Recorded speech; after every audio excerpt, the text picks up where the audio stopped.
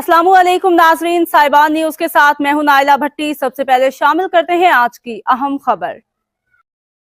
रियाज Saudi अरब से हमारे नुमाइंदा खसूसी मलिक बशारत आबान के मुताबिक दारुल हुकूमत रियाज में पाक यूनाइटेड मीडिया फोरम के सालाना इंतखाबात 2025 के हवाले से हलफ बर्दारी की तकरीब मुनक्किद की गई, जिसमें फोरम के ओहदेदारान और कम्युनिटी अकाबरीन ने शिरकत की।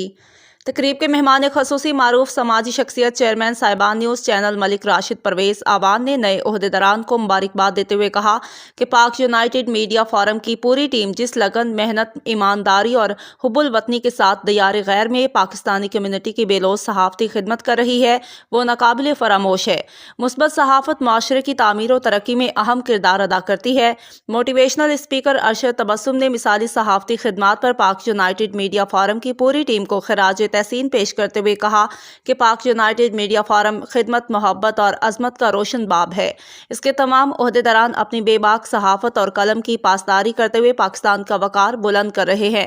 तकरीब से फोरम के मिर्जा रियाज बेग, मलिक नासिम अली, राजा नवीद रहमान, मलिक इरफान अली, मोहम्मद बिलाल और दीगर ने भी खिताब करते हुए कहा कि हम पाकिस्तान का वकार बुलंद रखने के लिए मुस्बत और गैर जानबदार सहाफत को परवान चढ़ाने में अपना कलीदी किरदार अदा करते रहेंगे।